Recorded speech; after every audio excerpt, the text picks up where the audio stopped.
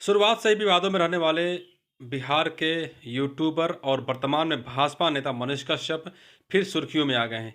इस बार वह किसी काम को लेकर के नहीं बल्कि एक पिटाई को लेकर के सुर्खियों में आए हैं।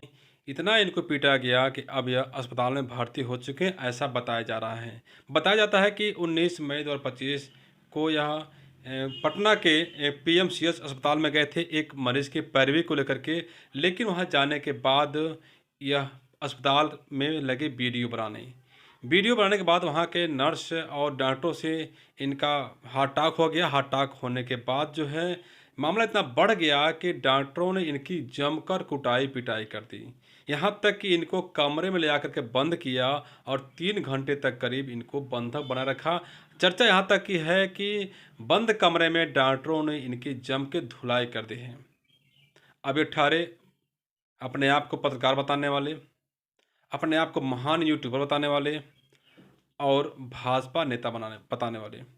आपको मालूम होगा कि मनीष कश्यप को राष्ट्रीय सुरक्षा कानून के दायरे में लाकर के इनको जेल में डाला गया था। आरोप था कि इन्होंने देश की राष्ट्रीय सुरक्षा को खतरे में डाला है, यहाँ पे अशांति फैलाने की कोशिश की है, दो राज्यों के बीच टकराव पैदा करने की कोशिश की है।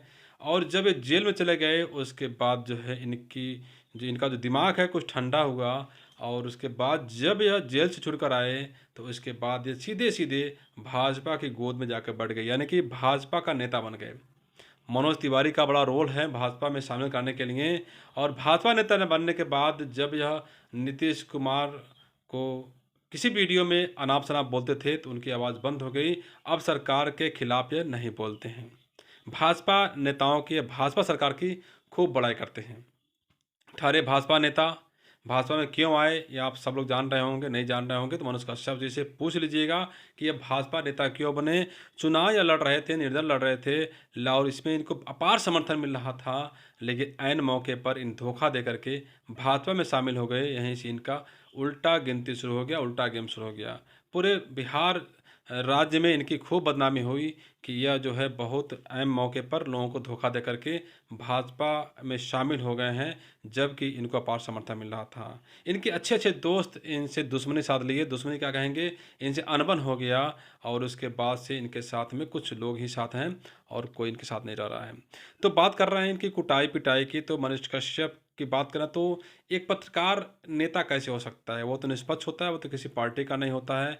फिर पत्रकार है तो वो नेता नहीं हो सकता है, नेता है तो वो पत्रकार नहीं हो सकता है, पत्रकार अगर है नेतागिरी कर रहा है तो वो पार्टी का एक चाटुकार हो सकता है, पार्टी का किसी भी पार्टी का वो एक प्रवक्ता हो सकता है, लेकिन उसको पत्रकार नहीं कर सकते हैं। वो एज ए सम्मान यूट्यूबर हो सकता है। शायद यही वजह है कि डॉक्टरों ने इनकी जम की कुटाई कर दी कि डॉक्टर समझ नहीं पाए कि पत्रकार है, यूट्यूबर है या नेता है। आरोप है कि यह जाके डॉक्टरों को धौंस दिखा रहे थे और अपनी पत्रकारिता वहाँ पे दिखाने की कोशिश कर रहे थे, ठीक उसी अंदाज में जैसे पहले दिखाया करते थे। तो अब लोग समझ चुके हैं मनीष कश्यप की औकात, इसलिए अब उनकी औकात दिखाना शुरू कर दिया है।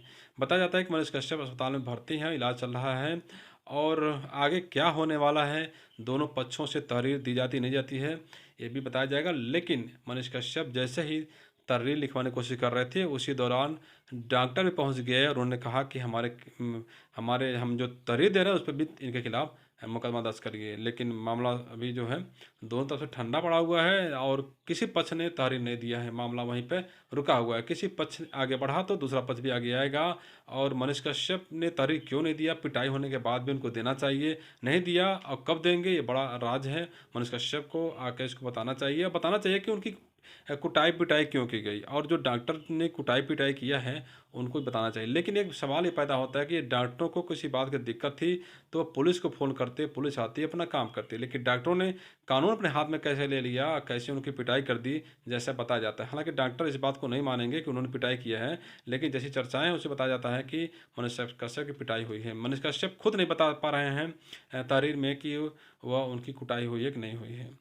तो जैसे नया अपडेट आएगा उसके बारे में चर्चा की जाएगी। लेकिन एक पत्रकार का जो धर्म होता है संयमित तरीके से, सिस्टमिक तरीके से काम करना, उसे करना चाहिए। आप किसी पार्टी के प्रवक्ता हैं तो प्रवक्ता बने रहिए, जनता के सामने ढोंग दिखाने की कोशिश मत करिए कि आप पत्रकार हैं। नमस्कार।